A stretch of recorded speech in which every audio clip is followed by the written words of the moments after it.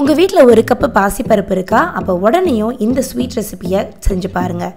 இந்த ரெசிபி சூப்பராகவும் யம்மியாகவும் இருக்கும். அது செய்கிறதும் ரொம்பவே ஈஸி. வீட்டில் இருக்க சிம்பிளான பொருட்களை வச்சு ரொம்ப அட்டகாசமாகவே செஞ்சிடலாம். இது பார்த்திங்கன்னா உங்களுக்கு வெறும் ஒரே ஒரு கப்பு பாசிப்பருப்பு இருந்தால் போதும். ஸ்கூலில் இருந்து பசின்னு வர குழந்தைங்க ஏதாவது ஸ்நாக்ஸ் செஞ்சு தாங்கம்மா அப்படின்னு கேட்டாங்கன்னா கண்டிப்பாக இந்த ஹல்வாவை செஞ்சால் சத்துங்க. வாங்க இது எப்படி செய்கிறதுன்னு பார்த்துடலாம். அதுக்கு முன்னாடி நீங்கள் இன்னும் நம்ம சேனலை சப்ஸ்கிரைப் பண்ணலாம், மறக்காமல் சப்ஸ்கிரைப் பண்ணி சப்போர்ட் பண்ணுங்கள். ஹாய் ஃப்ரெண்ட்ஸ், நான் உங்கள் ஜுபைதா ஜாக்ஸ் கிச்சன்லேருந்து. இது உங்களுக்கான சேனல் நமது மொழி. அசோகா ஹல்வா செய்கிறதுக்கு மெயினாக பார்த்தீங்கன்னா நம்மளுக்கு பாசிப்பருப்பு வேணும். பாசிப்பருப்பு அரை கப் எடுத்திருக்கேன். அதே அரை கப் அளவுக்கு நெய், அதே அளவில் ஒரு கப் சுகர் எடுத்திருக்கேன். இப்போது இந்த அளவில் செஞ்சால் மட்டும்தான் நம்மளுக்கு கரெக்டாக வரும். அதே மாதிரி இங்கே பார்த்தீங்கன்னா 2 டேபிள் ஸ்பூன் அளவுக்கு கோதுமை மாவு எடுத்திருக்கேன். கோதுமை மாவு இல்லாதவங்க மைதாவும் சேர்த்துக்கலாம். இதை நீங்கள் சேர்க்கலை அப்படின்னா, கோதுமை மாவு சேர்க்காம செஞ்சோம் அப்படின்னா அது அல்வா டேஸ்ட் இருக்காது, பொங்கல் மாதிரி லைட்டாக டேஸ்ட் பண்ணும். அதுக்காக தான் நம்ம இந்த கோதுமை மாவு சேர்த்துக்கிறோம். இங்கே கொஞ்சமாக ஏலக்காய் பவுடர் பண்ணி வச்சுருக்கேன். அதுக்கப்புறம் நம்மளுக்கு எவ்வளோ பருப்பு வேணுமோ, முந்திரி பருப்பு வேணுமோ அதை எடுத்துக்கலாம். முந்திரி பருப்பு இல்லை அப்படின்னா பாதாம் பருப்பு சேர்த்துக்கலாம். என்ன நம்மளுக்கு வீட்டில் எந்த நட்ஸ் அவைலபிளாக இருக்கோ அதை சேர்த்து. இப்போ நம்ம எடுத்து வச்சுருக்க பாசி பருப்பை நல்லா ஒரு 2லேருந்து 3 தண்ணிக்கு நல்லா கழுவி எடுத்துக்கலாம். இப்போ நம்ம கழுவின பாசி பருப்பை குக்கரில் போட்டு விசில் விட்டுக்கணும். தண்ணி அளவு பார்த்தீங்கன்னா இப்போ அரை கப் பாசி பருப்புக்கு 3 மடங்கு தண்ணி, அப்போ 1.5 கப் தண்ணி ஊற்றி நம்ம அதை நல்லா விசில் விட்டு எடுத்துக்கணும். மீடியம் ஃப்ளேமில் வச்சு ஒரு 3 விசில் விட்டு எடுத்துக்கலாம்.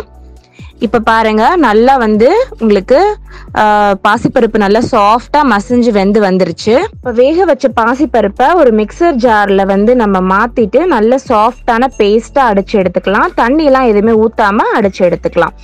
இப்போ பாத்தீங்கன்னா நான் ஒரு பேன் வச்சிருக்கேன். இப்போ இந்த பேன் கொஞ்சம் சூடானதுக்கு அப்புறம் அரை கப் நெய் அதுல ஊத்திக்கலாம். கொஞ்சம் நெய் எடுத்து வச்சுக்கலாம் கடைசியா சேர்க்கறதுக்கு.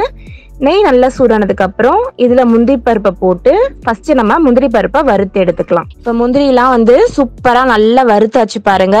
இப்ப இதை நம்ம ஒரு பவுல்ல தனியா எடுத்து வச்சிடலாம். இப்போ ஃப்ளேமை நல்லா ஸ்லோ பண்ணிடுங்க. நெய்யோட சூடு கொஞ்சம் குறையட்டும். குறைஞ்சதுக்கு அப்புறம் இதுல நம்ம எடுத்து வச்சிருக்க 2 டேபிள் ஸ்பூன் கோதுமை மாவை போட்டு நல்லா கைவிடாம கிளறிக்கணும். நெய் சூடா இருக்கும் போதே கோதுமை மாவை தூக்கி அதுல போட்டுட்டீங்கன்னா டக்குன்னு கரிஞ்சு போயிடும். அப்புறம் கலர் நல்லா இருக்காது, ஒரு மாதிரி கரிஞ்ச வாடை அடிக்கும். ஸோ அதனால நெய் சூடு கொஞ்சம் குறைஞ்சதுக்கு அப்புறம் இந்த மாதிரி போட்டு நல்லா நம்ம நெய்யோட சேர்த்து நல்லா வறுத்து எடுத்துக்கலாம். இப்ப பாருங்க, நல்ல மேல கொஞ்சம் நுரைய அப்படி மேல வருது பாருங்க. இந்த ஸ்டேஜ்ல நம்ம வேக வச்சு அரைச்சு வச்சிருக்கோம்ல அந்த பாசி பருப்பை இதுல சேர்த்துடலாம். இவ்வளவு தூரத்துக்கு நல்ல ஸ்மூதா நம்ம அரைச்சுக்கறணும். அப்பதான் அதோடைய சாப்பிடும் போது ரொம்ப நல்லா இருக்கும். அப்படியே நம்ம கடைகள்ல வாங்குற அசோகா ஹல்வா மாதிரியே இருக்கும். இப்போ இதை நல்லா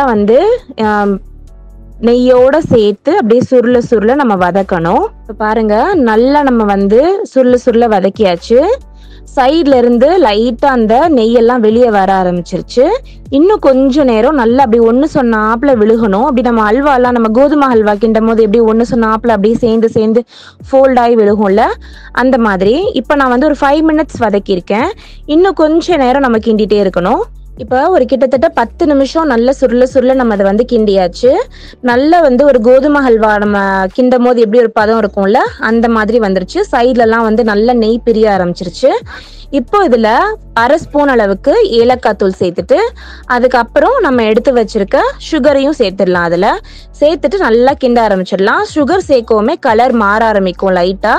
அதுக்கப்புறம் கொஞ்சம் நல்லா லூஸ் ஆக ஆரம்பிக்கும். அந்த மாதிரி நல்லா கிண்டிக்கலாம். ஃப்ளேம் லோ ஃப்ளேம்ல வச்சு கிண்டிக்கோங்க. இப்ப பாருங்க, நல்ல கன்சிஸ்டன்சி பார்க்கவே எவ்வளவு தூரத்துக்கு க்ரீமியா இருக்குன்னு சொல்லிட்டு. இப்போ பாருங்க, நல்லா உங்களுக்கு கலர் மாறி பார்க்கவே சாஃப்டா அப்படியே நல்லா ஒரு அல்வா பதத்துக்கு வந்துருச்சு. இப்போ இதுல நம்ம ஏற்கனவே எடுத்து வச்சிருந்தோம்ல ஒரு 2 டேபிள் ஸ்பூன் நெய் தனியா எடுத்து வச்சிருந்தோம்ல, அதையும் இப்ப சேர்த்துட்டு இதுல கொஞ்சமா ஃபுட் கலர் சேர்த்துக்கலாம். நான் food colour, organic food colour gel colour சேர்க்கிறேன், ரெட் கலர். இதே கலர் தான் கடைகள்ல கிடைக்கும். இப்போ நல்லா எல்லாத்தையும் சேர்த்து சுருள வதக்கணும். அப்படின்னா நம்மளுடைய அசோகா ஹல்வா ரெடி ஆயிடும். பாருங்க சூப்பரா இருக்கு பார்க்கவே. அப்படியே பார்க்கும்போதே சாப்பிடணும்னு கண்டிப்பா உங்க எல்லாத்துக்குமே தோணும். இப்போ நம்ம வறுத்து வச்சிருந்த முந்திரியும் போட்டு நல்லா வந்து சுருள சுருள சுருள வதக்கி அப்படியே சுட சுட சர்வ் பண்ணீங்க அப்படின்னா அட்டகாசமான அசோகா ஹல்வா வீட்லயே ரெடி ஆயிடுச்சு. இதை கண்டிப்பா ட்ரை பண்ணி பாருங்க. ட்ரை பண்ணி பார்த்துட்டு எப்படி டேஸ்ட் இருக்கு, எப்படி வந்திருக்கு அப்படின்றத மறக்காம என்னோட ஷேர் பண்ணிக்கோங்க.